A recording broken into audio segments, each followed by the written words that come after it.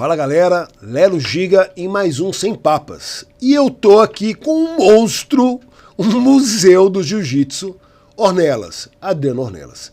Tudo bom? Tudo bom, muito obrigado pela oportunidade de vir aqui contar um pouco da minha história no seu podcast. Pô, cara, bacana.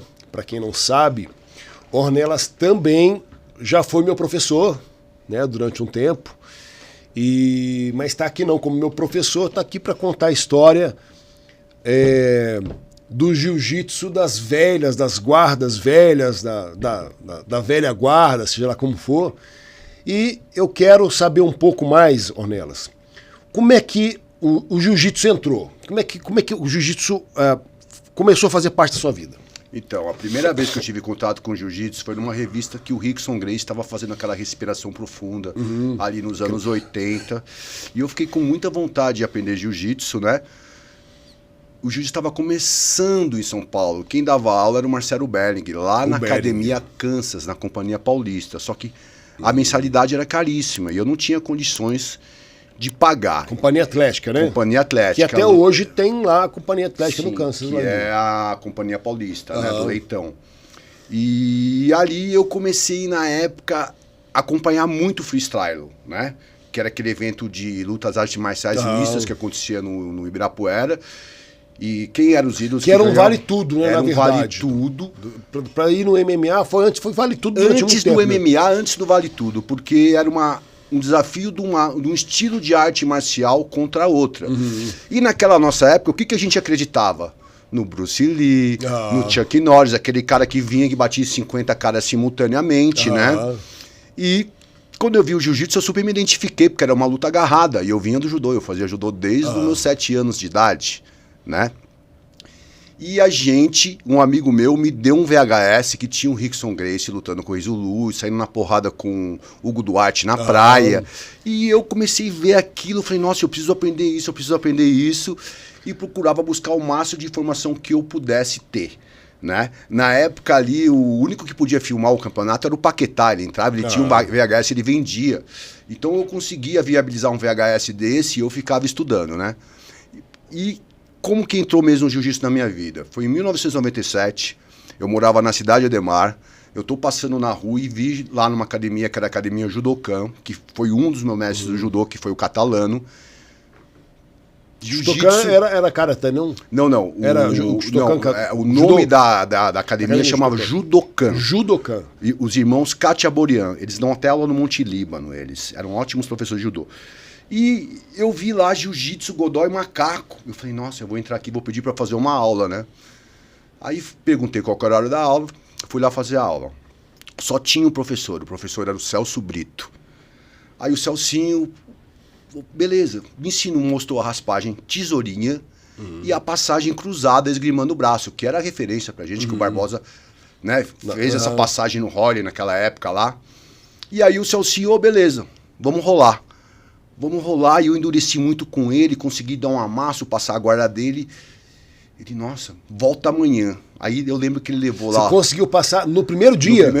No primeiro dia. Aí ele Mas chegou, você já tinha uma noção de judô? Já tinha do judô, 10 anos de judô.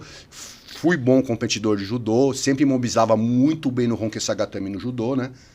E no outro dia ele fez o quê? Eu lembro que ele levou lá o Bandeira, que era um boladão da companhia, que ele era da minha área para treinar comigo. E aí eu treinei duro com eles, o Celcinho falou assim pra mim, Ornelas, o que você faz da vida? Eu falei, eu sou feirante, eu trabalho numa barraca de feira. Ele falou, pronto, Ornelas, arrumei sua profissão, você vai viver do jiu-jitsu. Eu falei, como assim, Celcinho? Eu tô velho, eu tô com 25 anos de idade, ó, meu mestre quer te conhecer, é o Godoy Macaco. Eles tinham uma academia que chamava Fight Factory, lá na Brigadeiro. Aí eu fui treinar lá, eles se amarraram em mim. Ele deve ter dado um cal pro macaco. Macaco, entrou um cara maluco aqui que nunca fez aula. As veias da cabeça do cara saltam, e eles caem muito duro e tal. E por coincidência, quando a gente era moleque, o Godoy, a gente morava ali na mesma área, né? E tinha aquele cenário de punk, de skinhead. Então a gente vivia saindo na porrada, pra gente era normal. Era uma coisa cultural. Que tinha aquele filme das gangues, lembra? Sim, tinha as gangues, né? Tinha as locais dos bairros aqui em São Paulo, tinham. E era uma coisa cultural nossa brigar, né? Sim. E então ele já me conhecia lá da área. Aí eles me deram um VIP na academia. O Godoy falou, Ornelas, você vai treinar aqui com a gente, você paga a gente com medalha. Aí eu comecei a treinar no jiu-jitsu com eles. foi uma coisa que me transformou da água do vinho. Por quê? Quando você começa no jiu-jitsu, você vai muito no instinto, né? E esse espírito meu de samurai, de guerreiro sair na mão, às vezes eu tomava um amasso de um cara que era bom de jiu-jitsu e eu batia no amasso. Eu falava, porra, que frouxo que eu sou, tô batendo aqui no amasso. Por quê? Falta de controle emocional, que o jiu-jitsu vai dando pra gente. Pô, como é que eu vou respirar no canudinho? Eu vou botar uma mão aqui, eu vou esgrimar, eu vou colocar meu joelho no osso do quadril do cara, eu vou afastar. E dali eu comecei a perceber que o jiu-jitsu, quando a gente está numa situação muito ruim, a gente procura ficar numa situação um pouco menos ruim. Pelo menos, né? E de grão em grão a gente vai aprendendo a se defender e vai dando esse controle emocional pra gente fantástico, né? De saber apanhar. Isso é muito importante. Sim. E aí eu comecei, né? Evoluir no jiu-jitsu, mental, físico, espiritualmente. Por quê? Você quer treinar jiu-jitsu, irmão? Você tem que comer limpo. Você tem que puxar ferro. Você tem que ter boas referências. Você tem que encolar um cara que é melhor que você, que sabe mais que você. Você tem que ter humildade, né? Porque o jiu-jitsu pode ser o monstro que for. Uma hora você vai apanhar. Porque a evolução é muito constante, né, cara? Exato. Ele te puxa a evoluir de qualquer jeito, porque é um fator de continuidade. É capaz de você nem ficar se você não se obrigar a evoluir. O jiu-jitsu vai te cobrar, irmão. Se você chegar e te fazer uma alimentação, comer fritura, comer doce, entendeu? Fast food, beber álcool. O que acontece? Você bebe o álcool, você sabe isso melhor do que eu, você é doutor. O álcool destrói o glicogênio do seu músculo. Sim, verdade. E você vai treinar no outro dia, como é que você tá? Tá você mal, sem glicogênio, tá morto. Fala, pô, a musculatura não tá bem. Como é que você vai fazer para treinar bem? Você vai ter que comer limpo. Você vai ter que comer certo. Você vai ter que puxar ferro. Entendeu? Então isso é fantástico para quem entra no jiu-jitsu e tem essa experiência que é incrível. Mas você entrou naquela época, não querendo te cortar, mas você entrou naquela época, você entrou na equipe do Macaco? Sim, na Godoy Macaco. Em 1997, no final... E foi muito legal, porque, olha, isso eu não contei essa parte. Eu fiz uma semana de aula, o Godoy, o Celcinho, o Macaco, põe ele no Paulista. Eu com uma semana lutei o Paulista. Eu fiz 5 lutas no Campeonato Paulista. Fiz a final com um amigão meu, que é o Matheus, da Vulcan. Eu tava ganhando... Uma semana? Uma semana.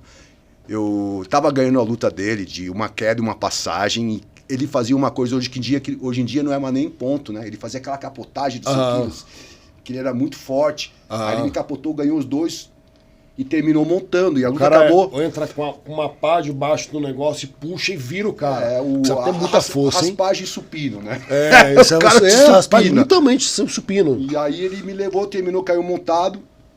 E a luta acabou 6-5 pra ele. E, pô, lógico que o Godoy se amarrou, falou, nossa, lutou muito bem e tal.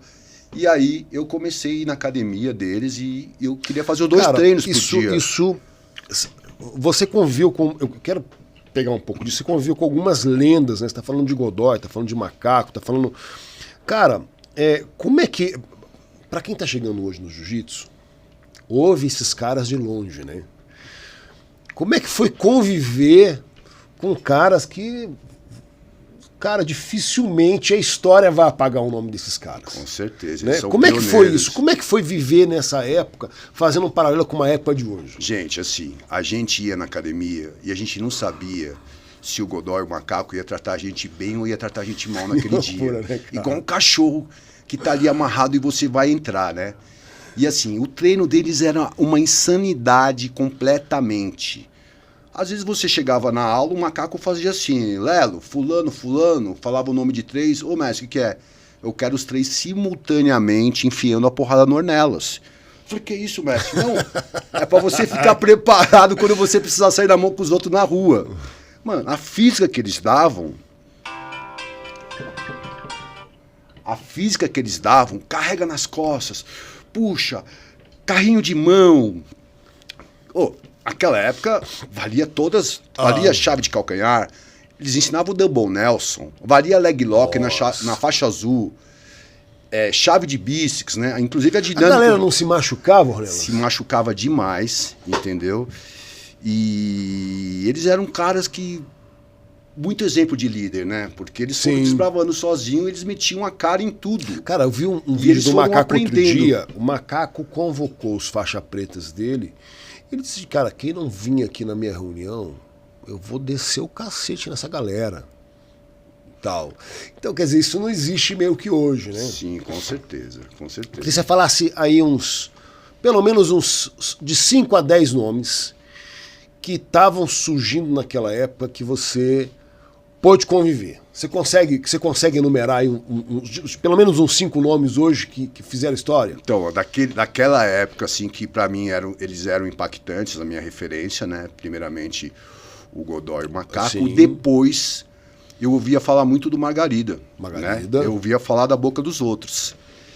E aí falava, Ornelas, o Margarida é um moleque faixa azul, ele tem 15 anos, ele vem aqui, ele aperta todo mundo. Ele aperta todo mundo. Eu não acreditava nisso. Um dia ele apareceu lá no treino. E aí eu meti um caô, porque eu queria ver ele treinar. Falei, ô mestre, eu tô meio que passando mal. Tinha um banquinho fora que você conseguia olhar o treino de fora. Da academia, né?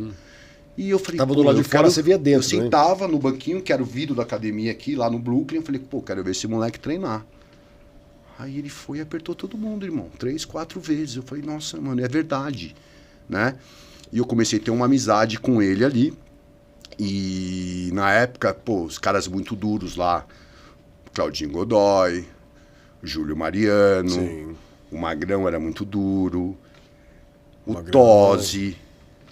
Pô, a galera era monstra lá. O treino era muito forte, né? Tudo ali no Brooklyn? Tudo ali no Brooklyn. Mas vocês se reuniam... por exemplo, o Barbosa, ele procura reunir a galera dele todo num sábado. Ali vocês conseguiam se fazer o rola mais do que num final de semana? Tipo... Lá tinha o treino de graduado, que era na terça e na quinta. Até legal você falar do Barbosa, porque eu cheguei a conhecer o Barbosa de faixa roxa, magrinho. O Barbosa quase que entrou de faixa roxa direto. Já entrou de faixa roxa. Porque ele era preta. Pô, e era impactante ver o Barbosa, porque ele, daquele tamanho dele, amassava os caras gigantes, fazendo aquilo que ele sempre fez. Cara, impressionante. Com excelência. Já rolei com o Barbosa e é assim mesmo, cara. Se esse magrinho faz isso, eu pensava assim, caralho, o que eu não vou fazer a hora que eu aprender o jiu-jitsu, né? Então, assim, eu tive referências muito boas, né? E eu treinei com eles ali de 1997 até 2000 e rolava aquele lance, né, Laro? Que você não podia visitar a academia de um Creonte, amigo. Né? Explica pra galera aqui o que é o Creonte. O Creonte é aquele cara que treina numa pré-determinada academia, ele tem a equipe dele e ele vai treinar em outra. Esse é um termo que o Carson Gracie fez, inspirado num personagem de uma novela dos anos 80 que era um mau caráter. Então a gente tinha essa cultura de falar que o cara que ia na academia dos outros, ele era Creonte, né? E a gente tem essa vontade do ser humano de querer aprender uma coisa diferente. Você acha que isso era uma besteira? Você vê como o jiu-jitsu ficou gigante agora, Léo, com essa interação que a gente tem entre as equipes, como o jiu-jitsu ficou gigante. Então isso aí não era uma coisa positiva na época do jiu-jitsu, né? E o que terminou acontecendo comigo? Meu pai vendeu tudo que ele tinha aqui em São Paulo e foi morar em Caraguatatuba. Eu continuei, assumi as barracas dele de feira e meu sonho era ser mestre um dia de jiu-jitsu, treinando lá com eles. E os caras eram muito porradeiros, eram muito briguentos. Né? Era uma rivalidade sem fim, né? Com os alunos do Raia, não tinha um sentido aquilo, né? Porque a gente é todo mundo na mesma tribo, jiu-jitsu, né? E aí, porra... Rolou uma porrada no Sirena lá uma vez e o mestre falou, tá todo mundo proibido durante... Lá em Ilhabela? Lá em Maresias. Maresias, desculpa. Tá todo mundo proibido 1 ano de ir no Sirena. Beleza, o mestre falava, acabou, né? O pessoal fazia. E aí eu vim pra São Paulo pra lutar uma etapa de Paulista e tava ficando hospedado na casa de um amigo meu. E esse meu amigo, ele foi no Sirena sem a permissão do mestre, né? E no meio da pesagem no carro, os pupilos do mestre falaram, mestre, fulano foi pro Sirena sem você ter permitido. Seu nome entrou nessa lista? E eu contei pro meu amigo, porque eu estava hospedado na casa dele. E o que o meu amigo fez? Ele chegou no campeonato e deu um soco na cara do cara, na frente das crianças, do pai, de que estivesse. E era normal. Era muito assistiu o Ryan Gracie saindo na mão com o Claudio Honor no meio do campeonato. Os caras saíram na mão no meio do campeonato, assim, na frente das crianças. Aí, o que aconteceu? O mestre ficou puto comigo. Pô, Nelas, você é um candinha, você contou pro Maurício. O Maurício bateu, tá expulso.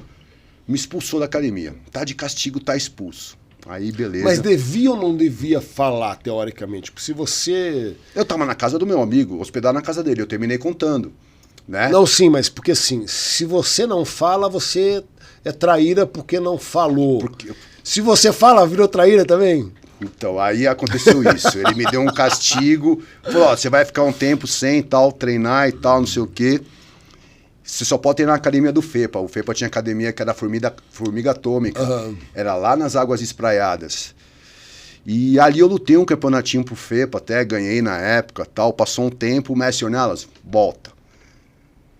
Só que eu ficava naquela, porque eu já estava morando na praia, eu fiquei aqui um tempo, então eu vinha para treinar aqui, voltava. Tava treinando na academia de um mestre lá que chamava Edmilson Alves. Um dia ele chegou a mim e falou, Ornelas, é o seguinte, pô, você vem aqui na minha academia, você é duríssimo, entendeu? Você bate praticamente todo mundo. Tinha um aluno dele muito duro, o Afonso. Ele falou, Ornelas, eu quero que você vá lutar um campeonatinho para mim esse final de semana, né? Vamos fazer uma troca. Eu falei, tá bom, mestre, vamos lá. Naquela época não existia YouTube, internet, não tinha chave. A chave ficava na parede. Aí quando eu cheguei, eu era meio pesado na época. Quando eu cheguei no campeonato, fui lá meu nome na chave. Eu tava meu nome no meio pesado, no pesado, no absoluto. Falei, pô, mas você me mostrou em 3 categorias. Ele falou, é o seguinte, se você passar e for fechar com meus alunos, você abre para eles. Eu falei, beleza, mestre, tudo bem. Terminou que até eu terminei ganhando as categorias, o campeonato. Eu acho que eu lutei com um aluno que era do Tosi, que era de Campinas. E peguei as medalhas na segunda-feira, fui felizão na academia mostrar. Fui mostrar, primeiro eu mostrei pro macaco, ele deu parabéns, irado e tal. Mostrei pro mestre, pro Roberto, ele ficou puto. Ele falou, pô, Nelas, você é a nossa cria. Você foi lutar por esse cara. Tal, não sei o que, não sei o que lá. Tá expulso de novo. Pô, eu saí da academia tristão ali e tal. Margarida veio atrás de mim e falou, Nelas, seguinte, meu... Margarida? Tô a fim de ir lá pra Brasília, Top Team. Entendeu? Estou na conexão lá e tal, eu quero te levar junto. Eu falei, pô, você tá de brincadeira? Não, tô falando sério, Nelas. Nós vamos treinar lá na Brasília Top Team. Eu nem acreditei, né? Aí ele foi primeiro e tal. E eu ganhei aquele GP Gampix que o Moisés Moradi fazia, que rodava todas as cidades do interior. E naquela época, a galera do Jiu tinha brigado com o Otávio de Almeida. Então tava todo mundo lutando lá. O Fábio Gurgel, o Ryan Grace, o Leozinho. E eu fui campeão. Até o Ryan tava lá? Tava. Inclusive eu lutei com um aluno do Ryan na semifinal, Maurício Bisguila, duríssimo. Foi uma guerra. O Ryan torcendo ali, o Margar aqui, eles não davam instrução não, irmão. Eles ficavam um xingando o outro. Eles não davam uma instrução. Cara, deixa eu abrir um parênteses. A gente fala assim, às vezes não combina. Eu tive uma conversa com o filho do Ryan, o Ryan. E, cara, ele tem uma mentalidade completamente diferente do pai. É uma coisa impressionante, né? Você só sabe que é filho na hora que você olha assim... O Ryan, um pouquinho que eu vi, ele pegou toda a parte boa do pai dele. Cara, ele é um moleque muito, muito sossegado, né? O Ryan tinha aquela agressividade de já olhar pra você te cumprimentando com agressividade. Era um negócio... Né? Eu sou Ryan, né? Então, eu comecei na Ryan praticamente. Então, a gente tem essa noção. Mas você acha que às vezes não combina a gente falar, isso que eu quero que você explique para o público melhor do que ninguém para explicar isso, porque você viveu as duas partes, a gente fala da parte de árbitro. Você acha que para a evolução do jiu-jitsu precisou dessa coisa casca grossa? Com certeza. Por quê? Isso eu quero que explica. A gente nunca deve almejar destruir o nosso concorrente, porque é ele que faz a gente evoluir. Você vai aprender olhando o jiu-jitsu do cara, entendeu? Então isso aqui em São Paulo foi ótimo, essa rivalidade naquela época, entendeu? E você tinha que treinar muito, porque você ia lutar com o aluno do Ryan, né? Ele tinha uns alunos muito duros, muito bons. Então isso alavancou todo mundo, né? Porque você vai competir com um cara que é bom, você tem que estar preparado, né? E assim, ele estava na frente tecnicamente. Entendi. Dos caras, né? Então eles compensavam muito com a parte física deles. Sim. Então foi muito positiva essa rivalidade que eles tinham, né? Mas essa agressividade também, você acha que era necessário, às vezes? Não era necessário, mas assim, eles viviam brigando, né? Então era necessário. Onde eles se Eu encontravam... vou te falar, eu acho que até era mesmo, te ouvindo falar, porque é uma fase da evolução. Talvez hoje evoluiu, não sei se nem se não é necessário, porque são outros tempos, as pessoas andam até mais armadas e tudo. Mas eu acho que naquela época, cara, se não fosse essa raiz, né? Eu queria que depois você falasse do jiu-jitsu raiz. Cara, o jiu-jitsu talvez não seria o que é hoje. Eu vi foi o Royce falando outro dia que, tipo assim, por que o taekwondo é o que é hoje, quer dizer, virou uma coisa sem agressividade nenhuma, porque virou esporte olímpico. Deixou de ser arte marcial. Deixou de ser arte marcial. Estão virando um esporte de arte, né? Sim. E o karatê talvez esteja indo, pelo menos uma vertente do karatê, mesma coisa. O cara vai lá e fica só, né, fazendo kata. E aí, quando você vê essa raiz do jiu-jitsu, eu acho que isso foi uma base, né? Foi um alicerce muito forte. Você acha que você concorda com isso? Com certeza, né? Você tinha que estar muito preparado para poder lutar. Você ia lutar com um aluno que era direto da linhagem Gracie, né? Então foi uma coisa realmente positiva. Você está falando da questão da marcialidade, né? Sim. Gente, na nossa época, se você não tivesse a postura adequada no tatame, você ia tomar esporro, você ia ser expulso do treino. Não era aceitável aquele cara que nega o treino pro cara duro. Não tem essa. Não quero treinar com o cara duro. O mestre não aceitava. Não, você vai treinar com o cara. Por exemplo, ó, eu lembro disso perfeitamente. A gente estava lá treinando, aparecia um faixa preta para visitar. O mestre falava para todo mundo e vai lá cumprimentar. Hoje em dia, o faixa preta, ele cumprimenta todo mundo quando ele entra. Verdade. O cara não é faixa preta à toa. O cara fez todo um processo, igual um faixa preta de verdade, né, gente? Sim. Ele faz todo um processo, igual o médico faz um processo para ser médico, o cara faz igual. Duas medicinas se Então bobear, não tem essa de falar é igual, todo mundo igual. Não é igual. Entendeu? Concordo com você. Isso está sendo perdido no jiu-jitsu, né? Porque hoje você chega no tatame, é você que cumprimenta todo mundo. O cara não tem postura, na época o mestre estava ajoelhado, você ajoelhava para cumprimentar o mestre para você ficar no mesmo nível que ele. Nunca jamais você cumprimentou. Oi, mestre. Não, hoje o cara chega na aula, você está sentado, o cara de pé. O cara chega atrasado, fica enrolando para fazer a física, né? Eu até falei um tempo atrás, eu fiz um vídeo contando... Aí as físicas antigamente era 2 horas de aquecimento, que merda que era aquela? A pessoa Você normal, lembra disso? Era uma coisa tão insana, o que acontecia? Quando acabava a física, o cara falava, isso aqui não é pra mim. Verdade, eu não quero isso aqui pra mim. E o cara desistia, porque depois vinha o quê? O rola. Rola. Então, assim, eles não tinham um embasamento científico de como tem que ser o aquecimento do jiu-jitsu. Hoje os caras têm. Hoje eu acho que o método que a gente treina, a forma é muito mais inteligente. De drill, linkando uma posição na outra, né? A gente faz treinos específicos, né? De guarda fechada, de meia guarda, nas costas. Porque é super importante. Imagina, você está numa situação muito ruim, né? O cara chega na melhor posição dele te dominando nos 100 quilos ou numa montada. E você consegue ir lá repor. O cara fica frustrado. Pô, eu cheguei no meu melhor aqui, o cara conseguiu defender. Então essa parte defensiva do jiu-jitsu é muito importante treinar. Isso que dá longevidade pra gente que é a coroa. Sim. Porque se você não chegar lá na academia, às vezes, e falar, galera, monta. E você treinar, se defender, repor a guarda, botar numa mão, respirar num amasso, você não vai ter longevidade quando você ficar velho. Porque você vai tomar amasso quando você ficar velho, irmão. E você vai ter que saber tomar amasso, você vai ter que saber repor a guarda e vai ter que saber lutar por baixo. Você disse no início que desde que você encontrou jiu-jitsu, cara, alguém já detectou e falou, pô, foi o Godoy, né, no caso? No caso foi o Celso Brito. Foi o Celso Brito. Falar na Godoy e no Celso Brito, é isso? Sim. Tá. Você levou a sério? Você sabia que você ia chegar até aqui? Não, olha, gente, foi muito legal. Quando o cara falou isso, você falou, pô, isso vai acontecer? Você sabe o que eu falei pra ele? Pô, Celso, eu sou muito velho, eu tô com 25 anos de idade. Não vai dar tempo pra mim, né? Ele disse, não, com certeza vai dar tempo. E aí eu botei todas as minhas fichas ali, porque estava prestigiado para mim o quê? Eu estudei até o 2º grau, eu não tenho formação acadêmica, eu recebi de herança da minha vida, foi as feiras do meu pai. E era uma vida muito sofrida, eu não queria aquilo pra mim. Eu falei, pô, eu vi o Godoy, o Macaco ali, com 500 alunos e tal. Eu falei, puta, eu quero ser igual a esses caras, né? Só que eu não imaginava. E o que terminou acontecendo comigo?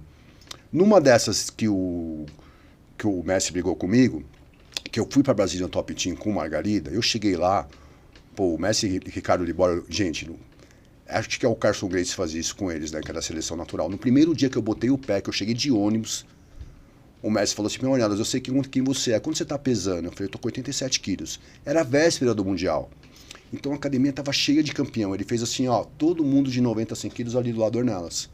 Nossa, todo mundo de 70 pra cá. Eu, caralho, ele, o que é? Ele botou 2 kimonos no meio, assim, do tatame, foi campeonato. Eu tinha acabado de chegar de viagem. Isso, Carson? Não, isso o Libório. O Libório. Ah, aí eu ganhei o campeonato. Quando acabou, o Libório chegou.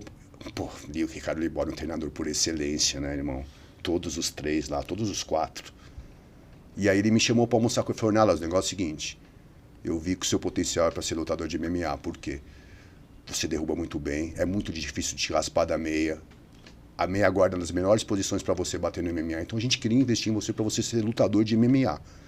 Eu falei, pô, mestre, eu não tenho condição financeira nenhuma, nem pra vir morar aqui. Pra eu ser lutador de MMA, eu quero ter um plano de saúde, eu quero poder ter um fisioterapeuta, eu quero poder comer bem. Qual que é a minha condição? Eu não tenho onde ficar, eu não tenho qualificação profissional ainda, então eu quero focar para um dia eu ser um faixa preta campeão, ser um mestre. Ele falou, tudo bem, Ornelas, eu vou te ajudar aqui, vou te dar um horário de aula. Me arrumou para eu almoçar todo dia no clube. Então, assim, os caras foram uns pais para mim, aqueles caras. E eu comecei a ter uma referência diferente do jiu-jitsu. Né? Porque a galera aqui, os caras eram bad boys. E o Margarita estava lá contigo? Ele te levou e ficou lá? Não, não. Eu terminei, na verdade, eu fui de ônibus sozinho. Ele fez a ponte. Ele só fez a ponte, mas ele não ficou lá contigo. Ele não ficou. Eu cheguei uma vez com ele, ficar um tempo com ele lá, mas isso aí eu já era faixa marrom. Quando eu fui, eu fui de roxa pra lá, né? Então aí o que eu comecei a observar neles? Primeiramente, os caras eram muito finos, o vocabulário deles. Eles não falavam gíria, né? Eles tinham todos formação acadêmica. Os caras eram poliglotas. Eu falei, pô, meu, eu quero ser igual a esses caras. E eles passavam muito essas coisas de referência de valor, né? De comprometimento, de honra, de paciência, de persistência. Eu nunca mais esqueço uma vez, o mestre perguntou assim pra mim, Ornelas, o que você acha que prejudica mais a sua vida? Eu falei, ô mestre, acho que minha falta de infraestrutura, de dinheiro e tal. Ele falou assim, não. O que mais prejudica a sua vida, a nossa vida, é a nossa ignorância e a nossa preguiça. Então eles falavam coisas que eram profundas, né? E aí eu vi o Messi sentar, ele dava aula para um gringo lá, 10 gringos, eles faziam os camps dos gringos, contavam uma piada, mostravam uma posição que eu sabia, cada um dava $100. Eu falei, gente, eita, eu quero ser assim, né? Eu quero ser assim.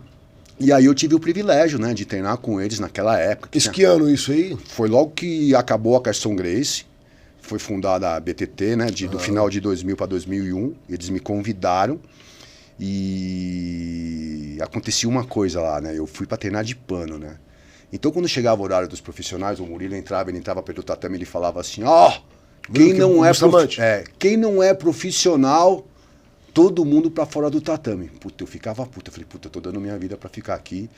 E aí só ficavam os profissionais do MMA. E o que começou a acontecer? Ele começou a chegar às vezes, Ornelas, fica no treino profissional só de greco e western, porque eu já era judoca.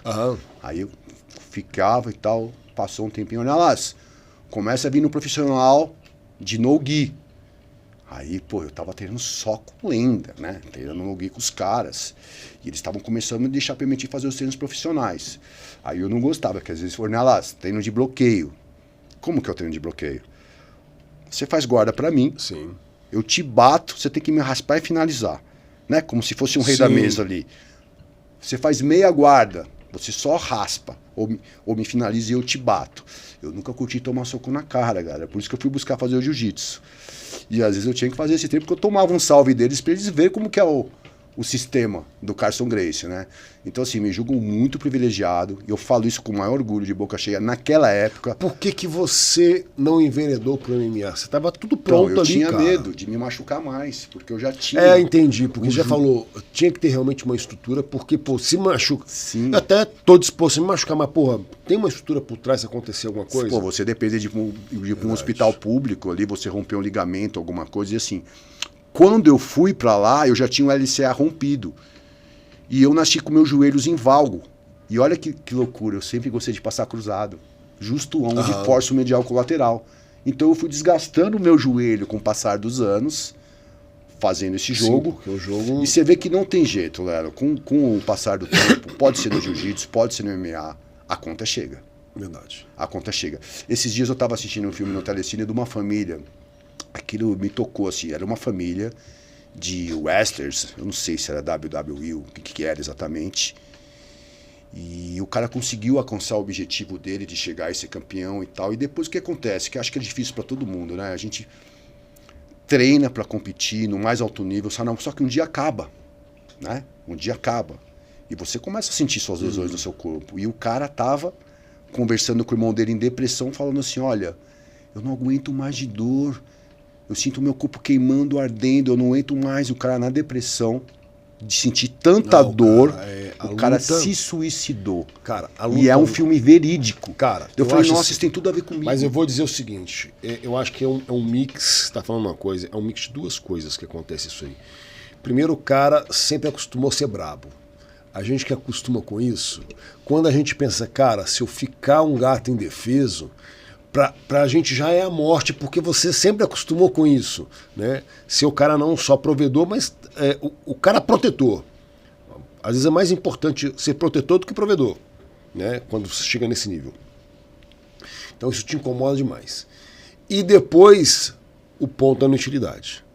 Eu acho que isso mexe demais com a cabeça. Tanto é que você vê cara que tá aí com 50, batendo 60 anos e quer continuar lutando. Sim, e quando o cara não tá lutando, o cara fica em depressão, o cara vira drogado. Uma coisa assim, que eu acho, a nossa mente é uma virada de chave. Quando a gente é atleta, a gente tem que ser egoísta. A gente tem que pensar na gente. Verdade. A gente tem que fazer o preparo. Você tem que blindar sua mente, você tem que treinar ali só para ganhar. Quando você vira mestre, você tem que entregar tudo, irmão. Então é uma mudança muito grande. Como é que foi? Porque o primeiro degrau que você subiu, falou, agora eu realizei alguma coisa de peso, pelo que eu percebo, não sei se estou errado, foi quando você pegou a Black. Em si, pra mim, ó... Quem é que te deu a Black? Quem amarrou a faixa preta na minha cintura foi o Murilo, tava o Zé Mário e o Bebel no dia. E pra mim foi uma coisa assim, eu vou contar essa parte aqui agora. Em 2002 eu tava voando, eu já tava lá na BTT bastante tempo treinando, eu vivia para treinar, de segunda a sábado eu só treinava casa, trabalhava de segurança, então eu tava voando. E aí eu fui na balada, no Sirena, e tomei um tiro de 9mm na minha perna, né? Por que isso? Porra, meu, tava saindo na porrada ali os alunos do Macaco ali no canto, foram bater num cara que era polícia. O cara deu o tiro lá do canto, a bala pegou perdida aqui no meu quadríceps, varou minha perna, saiu do outro lado. Caralho. Aí eu tive um insight assim na minha mente, na hora eu falei, pô, eu já não tinha um ligamento cruzado posterior do meu joelho, eu falei, vou fazer um acordo, eu vou pedir a cirurgia e não vou processar eles. Aí eu passei por esse processo, eu fiz 2 cirurgias simultâneas de reconstrução de LCA com o Dr. Moisés Cohen. A minha perna ficou ótima, o Sirena foi ótimo e me indenizaram tudo até o final. E aí eu peguei a minha grana que eu ganhei de indenização e falei, agora eu vou pro Rio de Janeiro, enquanto eu não virar faixa preta, eu não saio de lá. Aluguei um quartinho com um amigo meu que chama Ricardo Neira, num lugar, galera, que chama... Cara, você foi nos onde tudo estava acontecendo, né? São Paulo, Rio, Brasília, onde que explodiu tudo mesmo, né? Aluguei o apartamento lá com meu amigo, dividia com ele. O lugar, galera, vocês podem pesquisar no Google. É histórico, né? Da Copacabana Popular dos anos 50. Gente, eram 50 apartamentos por andar, umas kitnets.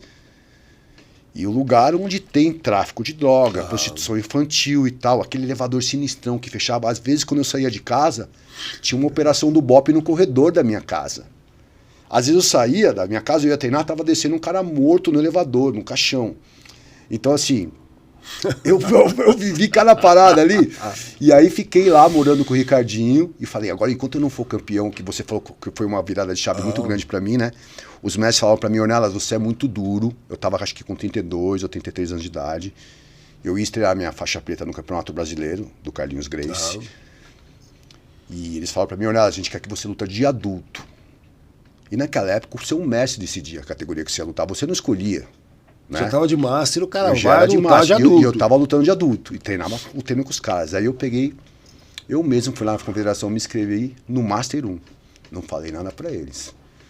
Aí fui no Master 1. Você não arrumou uma treta, não, mano? Não, eu fui no Master 1 e fiz 5 lutas. Lutei com um cara que era muito duro, que tinha sido campeão mundial de azul, Cristóvão Cavalo. Ele finalizou todas as lutas e eu caí na final com ele. Ele era aluno direto do Carson.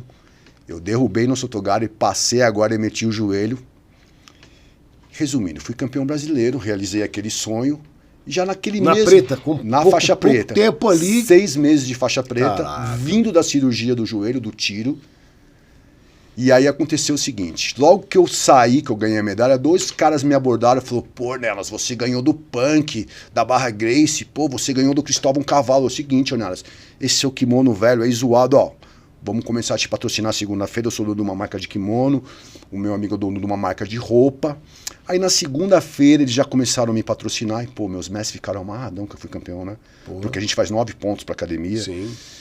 E já aconteceu... Eleva o ranking da academia. E já aconteceu o seguinte, cara, eles começaram...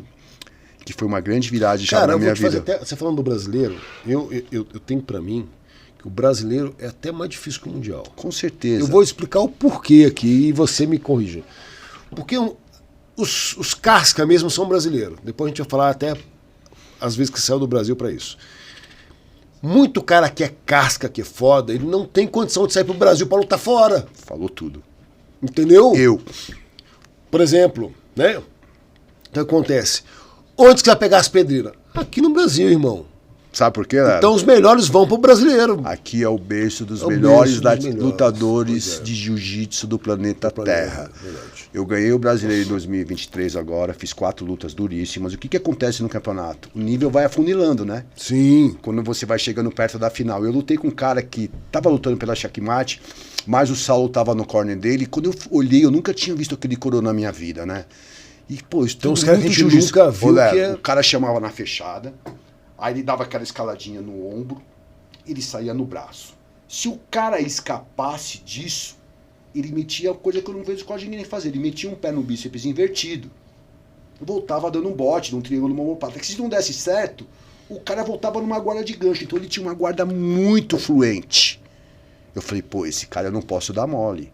Eu já tenho que espetar meu joelho, sair e fazer minha vantagem. Então assim, quando você tá num campeonato de alto nível, igual o brasileiro, sim, a cada luta que você passa, a guerra vai ficando mais difícil. Cara, eu sou aquele cara que sempre tem uma curiosidade. Tem um campeonato, eu vou lá no site e olho a chave. Então, assim, eu vi a chave do Mundial, né? E vi a chave do brasileiro. Pô. Né? Tem cara do Mundial que você sabe nem quem é esse cara. Cara, eu escutei lá o cara falar, Ornelas, escutei uma lenda falar pra mim, Ornelas, é o campeonato mais difícil do mundo da sua categoria. Até que a Tatami fez uma entrevista comigo.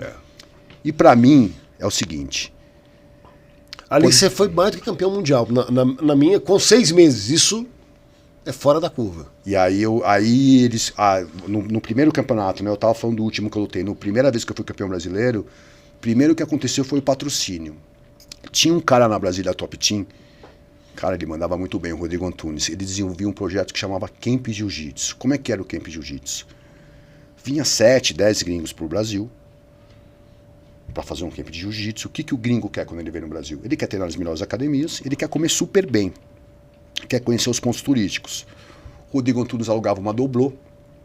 Né, Ornelas, você tem habilitação, o negócio é o seguinte, você leva, você busca no hotel. Nessa, eu ficava lá comendo bem, não pagando hospedagem, né? E assim, não falava nem basic words. A primeira vez que eu trabalhei nisso, eu falei, nossa, gente, eu tô pronto, eu preciso aprender a falar basic words, eu preciso aprender a falar um pouquinho de inglês. Aí trabalhei nesse primeiro projeto do Rodrigo Antunes. Foi um mês, um camp. Aí ele me chamou 1, 2, 3. A cada camp que eu ia, eu ia adicionando uma palavra nova no meu vocabulário, ia interagindo. Eu morava em Caraguatatuba, minha mulher, né, ela me deu uma televisãozinha velha, que eu nem tinha televisão, um DVDzinho velho, o que eu fazia? Eu assistia um filme, né, com a legenda em português, depois assistia com a legenda em inglês. Eu pegava uma música, eu ficava estudando. E toda vez que eu ia, meu vocabulário tinha melhorado. E eles foram me dando a oportunidade de trabalhar num camp, 2, 3, 4. No quinto camp, eles me chamaram. Eu estava começando a namorar com a minha mulher. E o Rodrigo, tipo, falou assim pra mim: Ornelas, pô, vem aqui trabalhar no camp e tal, eu vou te pagar 2.000, ele falou assim, né? Eu falei, pô, Rodrigo... Aí eu tinha acabado de ser bicampeão brasileiro de Master 1 nesse ano, 2006. Eu falei assim pra ele, pô, Rodrigo, esse foi 2006. Eu falei, Rodrigo, seguinte, acabei de arrumar um emprego, meti um caô, arrumei um emprego aqui, tava dando aula na Runner, ali na Angélica, tô com os alunos aqui e tal, meu, e comecei a me estabilizar aqui, eu tô ganhando 5 mil reais por mês. Eu, pra ir aí trabalhar nesse campo, eu vou ter que arrumar um faixa preta pra ficar no meu lugar aqui 1 mês, 2. Então você tem que me pagar no mínimo 5 mil pra eu poder pagar o cara e eu ir. Ele falou, pô, Nela, você tá muito poderoso, você tá muito marrido, eu vou chamar outro no teu lugar, desligou o telefone. Então, beleza. Passou 2 dias, ele me liga, falou, não, Nela, você pode vir, é você que a gente quer, a gente vai pagar. Aí eu fui. Quando eu fui dar aula, os caras eram seguranças pessoais do Sheikh Mohammed bin Zayed Al Nahyan. E eles falaram, ó, eu não quero que você tenha nenhum contato com eles além do profissional. Você leva, busca e tal, e acabou. Só que, pô, você vai criando não tem vínculo, como, né, cara? De amizade. Não você tá sempre na mão com o cara, você tá ensinando. E eles foram ficando... E o cara acaba tendo uma admiração por você, porque você tá ali, cara, não tem como. O cara começa a ver você fazer coisas que ele nunca pensou na vida, e fala, pô, caralho. O cérebro da pessoa que não conhece o jiu-jitsu, ele não tá preparado pra entender toda aquela mecânica, né? Então, assim, eles valorizam a gente, de um gringo, de uma forma, assim, que não dá nem pra te explicar. O que a gente tem para eles, o nosso conhecimento técnico, é um tesouro. Eles consideram um tesouro para a humanidade. E aí, eu fiquei os 2 meses com eles ali dando a aula, tal. Um dia um deles ligou e começou a falar em árabe, Ele falou assim, ó, ele tá ligando direto pro Sheikh que tá falando de você, que ele veio numa missão pro Brasil de escolher um professor para levar. 1 não, 2, e a gente escolheu, vai ser você. Só que na minha caminhada, pô, a gente tem isso, né? Amigo que tem uma condição financeira. Pô, Nelas, vou te ajudar a abrir uma academia.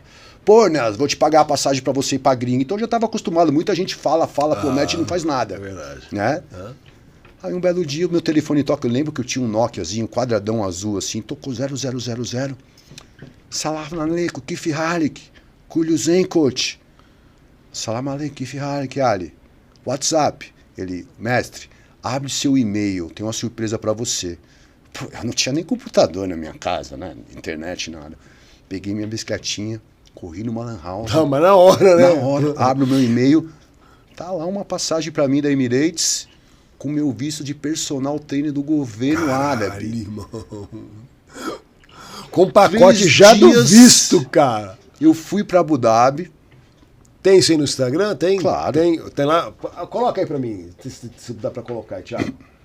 O dele. Isso eu vou mostrar. Tem a entrevista quando eu fui ensinar a guarda fechada. Entendeu? Você consegue Nossa, abrir. Tem muita coisa. E... Ele vai colocar, pode continuar. E aí eu fui pra lá, entendeu? Pra Abu Dhabi. E fui morar no Offices Club, irmão. O Office Club era um hotel 5 estrelas pros... Isso, pode descer. Pros oficiais do jiu-jitsu. E foi a virada de chave da minha vida lá, entendeu? Eu consegui guardar um dinheiro e comprar tudo que eu tenho na minha vida. Então eu tenho muita gratidão aos árabes, entendeu? Aí, posiciona aí.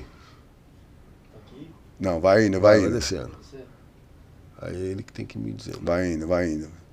Aquela entrevista que eu mostrei pra vocês. Deixa eu ver aí. Olha eu na base militar ali. Aqui, ó. Tal. Mas... Olha isso aí, cara. Cara de moleque, hein? De moleque, velho.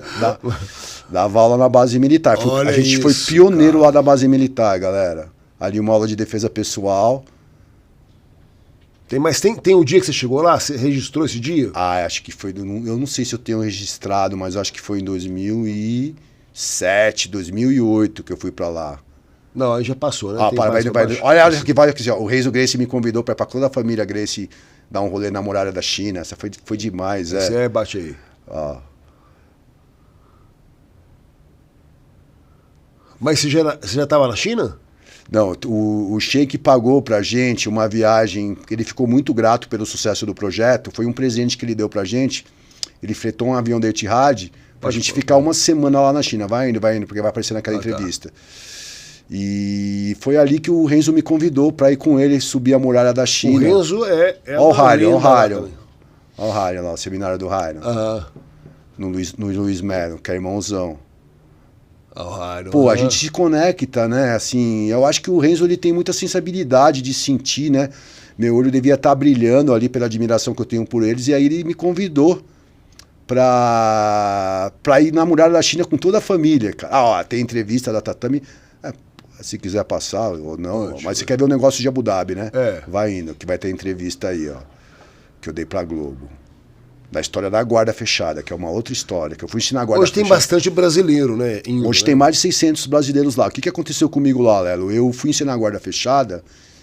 Naquela época devia ter quantos brasileiros ensinando jiu-jitsu? Só eu e mais 11. Você tá brincando. E aí a posição de guarda fechada foi considerada imoral e de forte conotação sexual. E foi mó história isso daí lá, para poder introduzir o jiu-jitsu, fazer eles entenderem. Primeiro eles colocaram o jiu-jitsu na mídia, pro povo entender, né? Porque a posição aí de guarda fechada com o meio das pernas, eles, não, isso daí é imoral, e uma de forte conotação sexual, você tá tocando nas partes íntimas dos nossos filhos e tal. Então, nossa, foi muita história que eu vivenciei lá.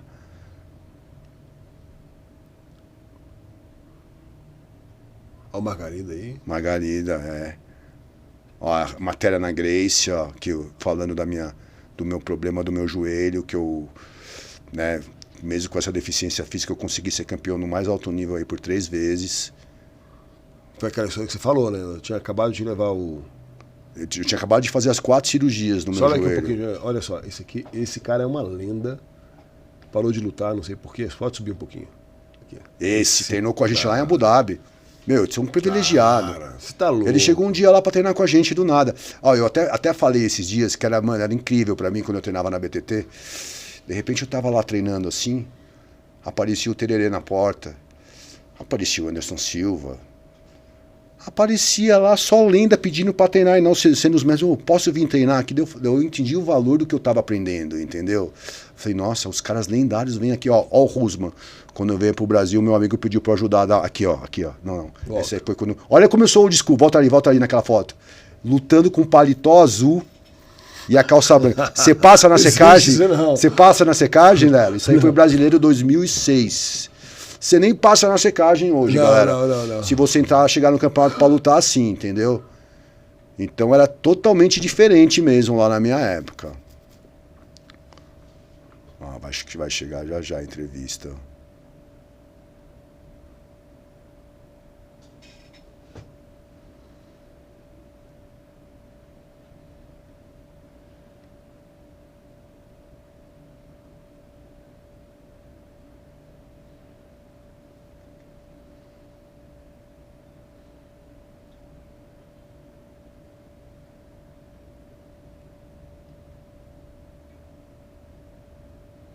Quando eu fiz a cirurgia no hospital, puta que pariu.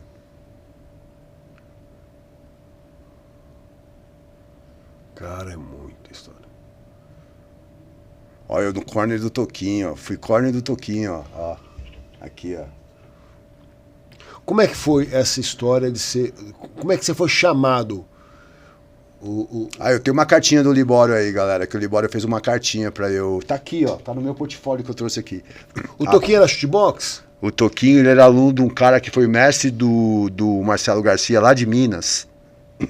Nossa, o Toquinho fora da curva, né, gente? Acho que é o cara mais forte que eu já treinei na minha vida, cara. Ele era muito forte, o Toquinho. Mineiro, né? Interior.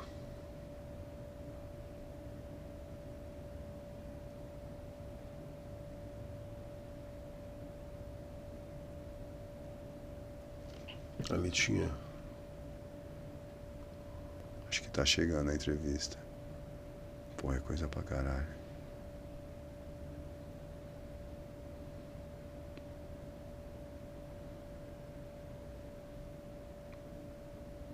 A cirurgia, nossa. Olha, eu tava no tatame de palha, ó, galera. Na época que o tatame era de palha, ó. Que loucura, mano. Paulo Streck de juiz.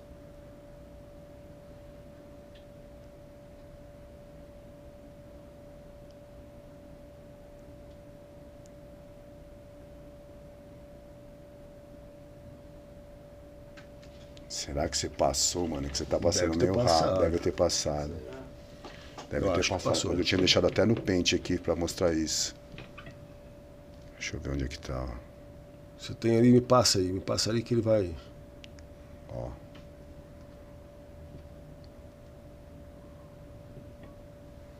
Deixa eu ir subindo aqui pra mim. Te mandei aqui, ó.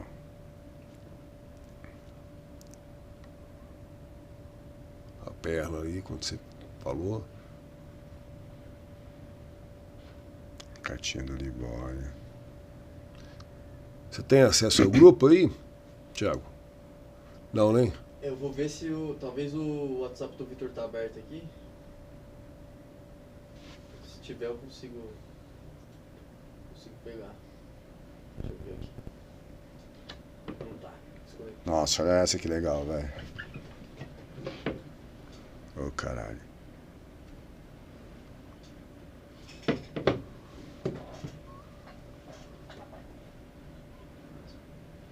Bom, a gente vai achar, vamos lá. Olha só nelas. Aqui, ó. Ó. Aí. Manda pra mim, pra gente colocar lá.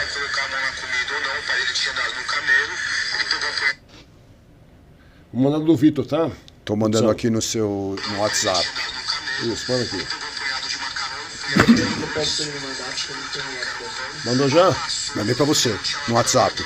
Mando no diretor do Vitor. Isso, pode mandar pra ele. Pro WhatsApp dele mesmo.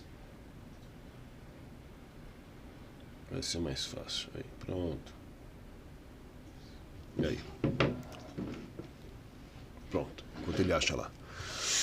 Tá, aí tu chegou em Abu Dhabi e ficou lá. Como é que foi? Como é que foi a experiência? Foi quanto tempo lá? Foi um choque cultural, né? Porque você chega lá, você parece que você entra numa sauna, né? E as mulheres usando a baia, né? Só com o olhinho ali fechado. As mulheres estão praticando jiu-jitsu lá? Estão praticando jiu-jitsu lá, com certeza. Mas é professora mulher? Professora mulher. Jiu-jitsu lá é um sucesso absoluto, né?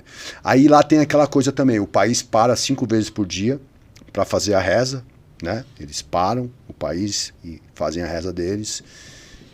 Tem a época do Ramadã, que você só pode comer quando anoitece, né? Então, assim, foi aquele choque cultural, né? Todo ali de início. E é muito legal quando a gente vai num lugar novo na nossa vida, parece que renova a nossa alma, né? Porque você está aprendendo coisas novas, você está interagindo numa cultura diferente. O que eu sentia muito dificuldade, porque era muito calor, né? E o tempo muito seco. Aquela areia, meu nariz chegou até a sangrar no começo. Demais, cara. Eu conheço bem a Dubai, né? Foi Dubai que você deu aula? Eu dei aula em Al Ain e Abu Dhabi também. Eu conheço lá, pô. Cara, você sai da parte refrigerada, você anda 15 metros, cara. Você tá numa sauna. Tudo molhado, cara. Exato. É um negócio absurdo, assim. Exato. Mas o local onde treina, bem refrigerado. Né? Nossa, tudo de primeira, Estrutura. né? Eu dei aula, eu tive o prazer de dar aula dentro do palácio do Sheik mesmo, na academia dele. Em cima da gente, ficavam os caninhos assim. Para quem você dava aula no palácio? No palácio a gente dava aulas para os filhos adotivos dele. Ele tinha uns 10 filhos adotivos. E lá a gente dava aula para os filhos dele, né? E dali foi... Que idade, assim? Idade deles é de 20, 25 anos, já eram adultos, não tinha criança, entendeu? E depois o projeto ele entrou... Essa aí? Essa aí. Aí bata aí. Dá pra ter som?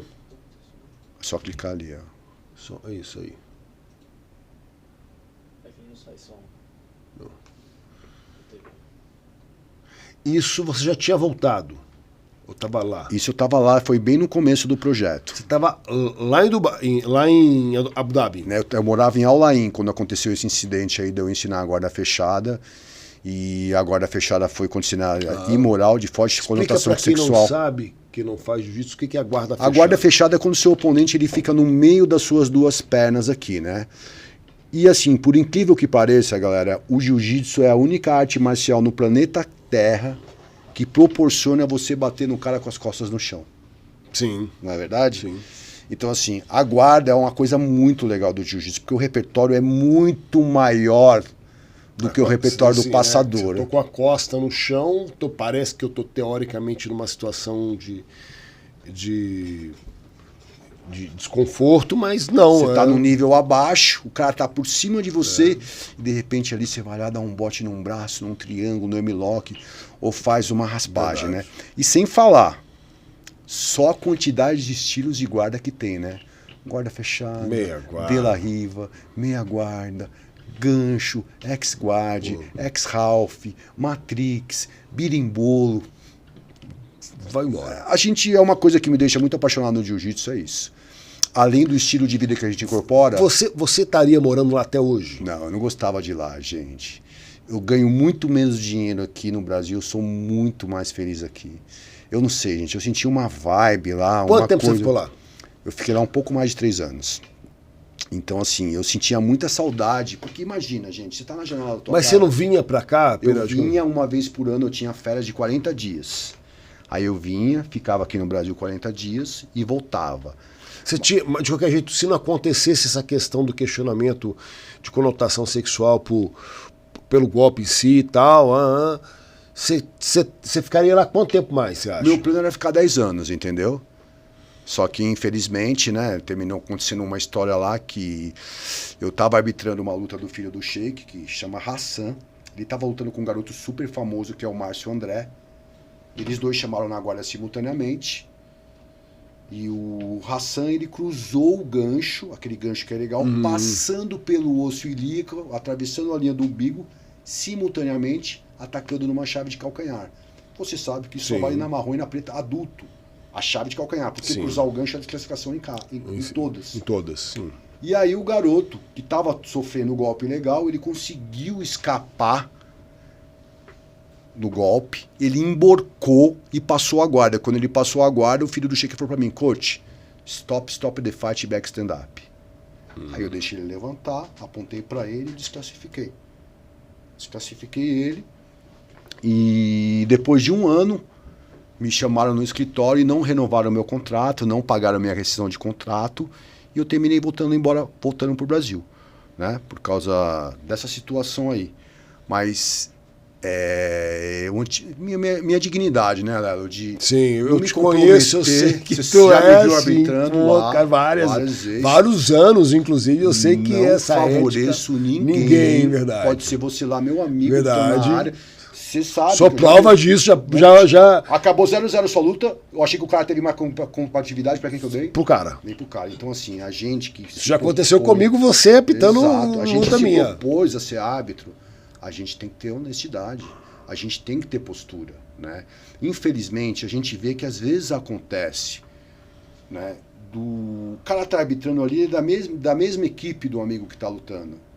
Aí a luta acaba ali no 0-0, numa vantagem, ele sempre favorece o amigo. Se eu estiver arbitrando, eu vou tentar calcular se você tentou dar um Kouchigari no cara, se tentou dar um Shibarai, um Sasai. Como é que a arbitragem aconteceu aqui no Brasil depois que você voltou? Como é que foi isso? Você conhecia o pessoal? A arbitragem foi Moisés assim, que te chamou? Não, foi legal esse lance que aconteceu de eu trabalhar na CBJJE, porque foi bem assim, ó. Um dia teve um BJJ Stars e o Fepe me deu um convite. Às vezes ele me dava convite para eu assistir, né? Porque assistir jiu-jitsu para mim é estudo, né? Aí eu tava lá no campeonato, o Fábio Negão chegou e sentou do meu lado. E aí eu comecei só a conversar de regra com o Negão. Ele falou, pô, Nela, você tá sabendo tudo de regra, bora trabalhar com a gente. Então foi o Negão que me convidou. E eu terminei trabalhando ali uns 4 anos, que foi uma experiência muito boa de trabalhar como árbitro, né?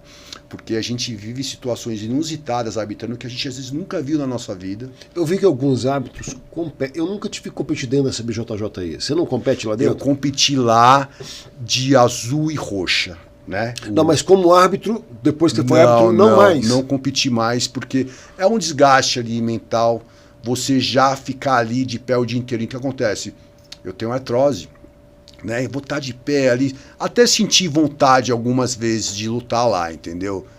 Mas eu sou assim, se eu me propor a fazer uma coisa, eu quero ganhar, irmão. Então eu não quero gastar minha energia um segundo com outra coisa.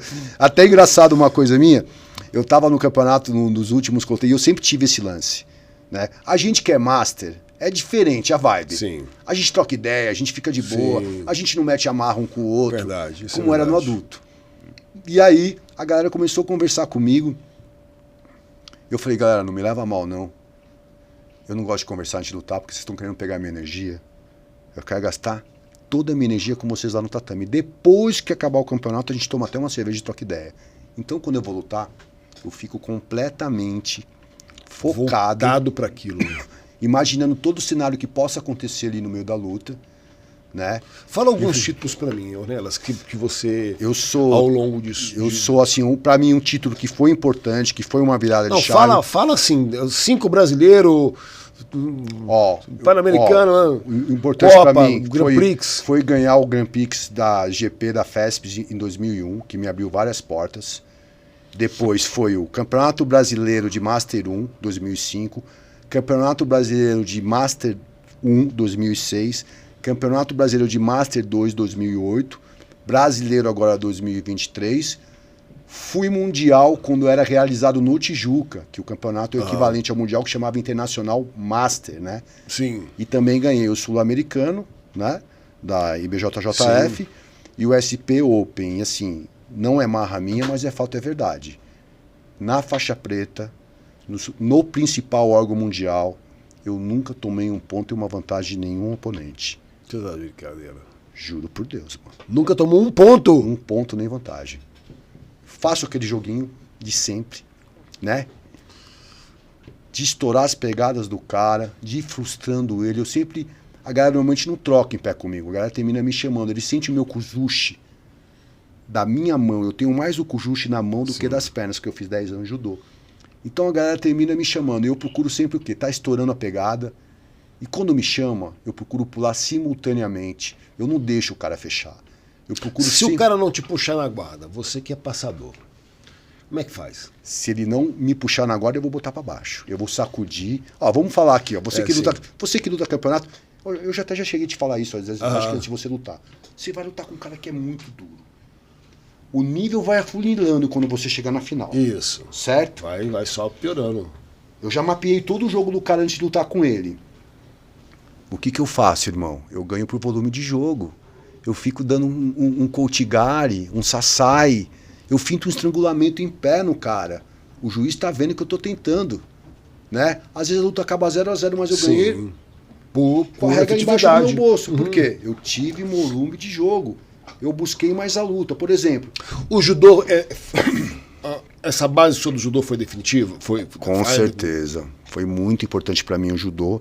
Porque eu já cheguei com muita consciência corporal. Eu quero te fazer uma pergunta que, cara, eu vejo isso muito na rede social e é muito foda. Você não acha que o judoca, ele, tipo, tá o tempo todo tentando se equiparar ou dizer que é melhor até que o jiu-jitsu? Você não vê isso na rede social? Então, o judô, ele tem uma regra totalmente diferente do jiu-jitsu, né? E com o tempo essa regra foi mudando, né? Os judocas, com certeza, eles são muito duros, né? E hoje todos os judocas, eles treinam o chão, né? Quando você treinar com um judoca de alto nível, você vê que o cara é diferenciado. Mas quando o cara sabe muito mais jiu-jitsu, não tem como, né? O judoca, sim, é um principalmente, termina se perdendo na guarda. Que tem os dois é foda, né? E o que acontece? O guardeiro que é bom, ele vai te armando armadilhas, né? Verdade, não, sim. Ele finta uma coisa para fazer outra. O cara estica o teu pé no bíceps para ir numa omoplata. Ele entra numa guarda de gancho, mas ele vira pro X, né? Ele tá fintando que ele tá indo no teu braço, você tá preocupado com o braço, ele vai no teu pescoço. Isso. Então, o jiu-jitsu é fantástico na quantidade de repertório de ataque que proporciona pra gente, né? E nessa, o cara termina se perdendo, porque ele não tá acostumado. Agora você vê, eu viro e mexo e assisto o campeonato de judô. Quantas lutas do judô você não vê acabando no Judigatame, no M-Lock? Mas não é muito, hein? Mas acontece. Antigamente não acontecia como você vê acontecer isso. Por quê? A galera do judô treina jiu-jitsu. Eu, inclusive, tive uma passagem minha que foi muito legal. Você treina judô hoje? Não treino judô, mas eu treinei muito judô. Eu dou judô na minha aula. Uhum. Eu englobo o judô sempre na minha aula, porque a luta ela começa de pé. Não existe você vai lutar com o cara, você senta no chão. Se você na mão com alguém na rua, você tem que saber derrubar. Né? Sim. Então a luta ela começa de pé. Então, eu sou, inclusive, a favor do pessoal começar a voltar a treinar de pé. Léo, fala pra mim. Você chega lá na academia, você sai no rola de joelho com o cara de joelho, frente a frente de joelho. Você vai no campeonato, você ajoelha pra sair? Pra começar no campeonato? Não, de jeito nenhum. A luta começa de pé, gente. A rua, de pé. Entendeu? Então, assim, a queda é muito importante. A queda é um mérito, né? Eu costumo dizer que 70%, se você já quedou o cara, a chance já cai a bala do chão, porque muitas vezes você vai dar a queda, você já vai cair numa meia guarda, você já vai cair ajeitado. O que acontece? Quando a gente está num nível muito alto e a gente consegue fazer 2 pontos na luta, primeiro, o cara fica desesperado para correr atrás. E se você tiver sabedoria para amarrar a luta sem ser punido, demonstrando para o juiz que você está buscando a luta o tempo todo, você ganha a luta só com a queda. Né? Você dá uma queda, a queda amarrou o seu bastante, principalmente nas categorias mais pesadas. O cara que é pesado, ele tem que saber da queda. Tem que saber da queda. Ele tem que saber da queda, né? A queda é importantíssima. E você vê que a queda, na verdade, a queda é o rolamento. Toda a queda de coxil, asa, de quadril, ela é o rolamento. A queda de atil, asa que a gente varre. A gente pega na escolinha fazendo time, fazendo a repetição. E aí o que acontece? O rolamento é o quê? É saber cair no chão. Né? Então as coisas se conectam. Cara, você tá com um novo projeto agora que é uma academia ali no centro de São Paulo. Sim. Como é que foi isso desvincular? Você deu aula em muita academia, deu aula fora, isso é um projeto, né? Foi árbitro, enfim. Como é que essa nova fase agora, para isso? O que você quer de diferencial dentro da sua... Gente, assim, eu estou muito feliz, é a primeira vez que eu consigo ter minha academia. Eu sempre tive um pouco de medo, de insegurança de investir para ter minha academia. Eu vou falar uma coisa que é muito legal aqui agora. Existe pessoas na nossa caminhada, na nossa vida, que elas te falam, elas te prometem as coisas, né? E na luta eu aprendi uma coisa. Um campeão, ele faz compromisso. E um perdedor, ele faz promessa. Me chegaram 2 alunos meus, tá fazendo 6 meses atrás, que eram meus alunos particulares. Um dia, Ornelas, vem cá tomar um café comigo, eu quero conversar com você. Esse é o Bauer. Ele começou a me dar uma aula de empreendedorismo e tal, e resumindo, falou assim para mim, Ornelas, tudo que você representa, você como pai, o comprometimento que você tem com a sua filha, minha filha, a gente passou um processo muito doloroso com a minha filha, eu vejo você acompanhando, a paixão que você tem, você é muito capacitado, entendeu? Então, Ornelas, é o seguinte, eu vou te resumir, cara, eu vou te ajudar a você a abrir a sua academia. E já tiveram várias pessoas na minha caminhada, até amigos meus pessoais, que me falavam isso. Aí eu pensei, pô, esse é mais um, né? Ele falou, ó, procura um lugar que eu vou te ajudar, né? Eu comecei a procurar, achei um lugar que achei ótimo, bem arejado, que eu podia abrir 2 tatames e tal. Eu falei, agora vamos ver, né? Aí cheguei e mandei, ô irmão, achei o lugar aqui, o primeiro investimento do cheque calção é R$18 mil. Irmão, o cara mandou na hora.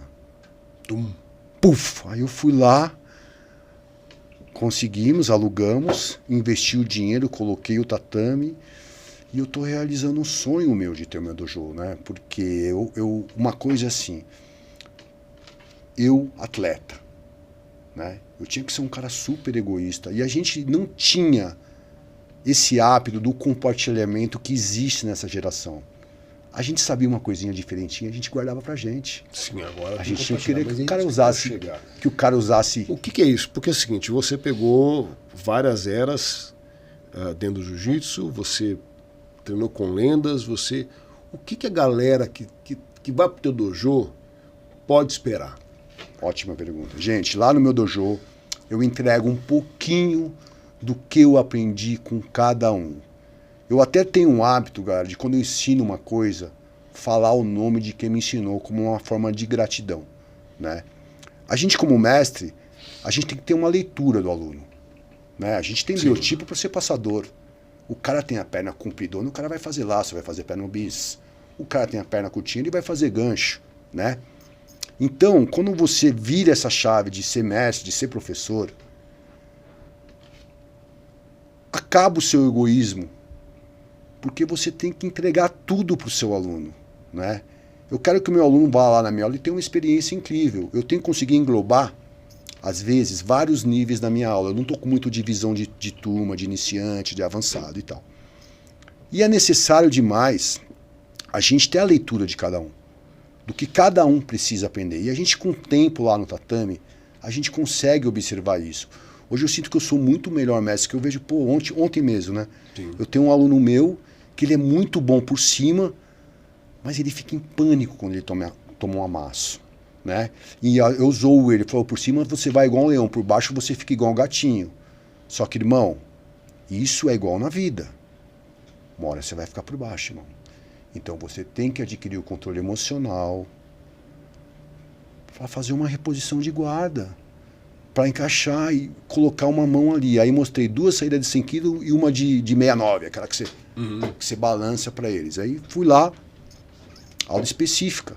Hoje o treino é só isso. Então, assim, eu percebi que eu comecei a tirar o trauma do cara. E você aqui é uma família, irmão. Amanhã você vai trabalhar, brother. Ele também vai trabalhar. Eu não quero mau caratismo. Porque não basta só você querer ter um trabalho individual, né? Você tem que ter arsenal para fazer isso, porque... Gente, eu falo isso hoje. Tem muita gente hoje que dá aula, que é professor, mas que não fez o processo que eu fiz. E existe hoje a venda da metodologia da aula, que é um sucesso. Quem faz isso, né? O pioneiro, o Carlinhos Grace, o Fábio Gurgel faz, o Godoy faz, acho que o Barbosa faz. E você sabe que existe isso, a pessoa vai lá e segue a aula num aplicativo. O aplicativo da aula, ele segue a aula igual um robô. Quer dizer, se você me fizer uma pergunta fora do que está aquilo... O cara não sabe responder. O cara, se você for lá na minha aula, não precisa olhar nada, irmão. O jiu-jitsu está tudo aqui, porque eu amo o jiu-jitsu, eu vivo o processo, eu todo dia da minha vida eu estudo 2, 3 horas de posição. Por quê? A posição não pode não ser boa para mim, mas pode ser boa para o meu aluno. Entendeu? Então, isso é uma diferença de você treinar com um mestre que fez o processo real. Qual é o processo real? A hora da verdade, irmão. A hora da entrega. A hora que você vai sair na porrada lá no tatame. Vai aparecer sua verdade, irmão. Verdade. Se você mente, vai aparecer ali. Se você é verdade, vai aparecer ali. Se você é de verdade, é humilde, é gente fina, você vai ser querido em todas as academias. Né? O jiu-jitsu vai te abrindo porta. É isso, irmão. Mano, eu vou terminando por aqui. A gente... Foi obrigado, do caralho. Obrigado, irmão. Obrigado demais pela oportunidade. Demais. Me senti super em casa conversando contigo aqui. Só gratidão aí, galera. Oportunidade aí compartilhando um pouquinho da minha história. De repente a gente faz um outro. Eu tenho muita história para contar. Legal, aí, gente. É mesmo. Eu queria que você deixasse um recado do teu espaço lá. Obrigado, deixasse um recado para a galera que te segue, para a galera que é o nosso ouvinte, e falasse um pouco do jiu-jitsu na tua vida. Galera, para mim, eu falei isso ontem para os meus alunos, né? A coisa mais importante que o jiu-jitsu trouxe para minha vida é o estilo de vida. O jiu-jitsu é uma filosofia. O jiu-jitsu não é para você treinar 1 mês, 2 e parar. O jiu-jitsu é para sua vida toda. Se já chegar uma hora que você vai estar cheio de lesão, irmão, mas vocês vão poder ir lá na aula, fazer um drill, fazer um treino, né? E o jiu-jitsu ele também traz essa parada da gente aprender a lidar com situações difíceis, né? Que blinda a nossa mente para tudo. Se você consegue sair de um amasso daquele usando a técnica com paciência, você vai aplicar isso na sua vida a hora que você estiver perdendo o seu controle emocional, que você estiver ficando com raiva, que você estiver perdendo a linha no trânsito, que você vai brigar com alguém, você vai parar, opa, peraí. Então o jiu-jitsu traz isso pra gente que é um valor inestimável, né, Lelão? Top, mano. Obrigado. Obrigado aí. Galera, histórias, nossas histórias. Eu acho que vale a pena aí, Ornelas, voltar para cá depois. A gente, de repente, pode até ser convidado para dar um pulinho lá na academia dele. Eu não falei da academia. Mas tá beleza, tá em casa. E é isso aí. Para você que gostou, vai lá, se inscreve no canal, deixa lá o clique de joinha, de gostei, ativa o sininho e até a próxima. Foi. Só quero falar da minha academia, Léo. Ó, minha academia fica na rua Conde de Azedas, número 28, é do lado do Fórum João Mendes. Vai lá que eu vou entregar o jiu-jitsu da mais rica fonte do jiu-jitsu raiz para vocês. Foi, galera. Até a próxima. Obrigado.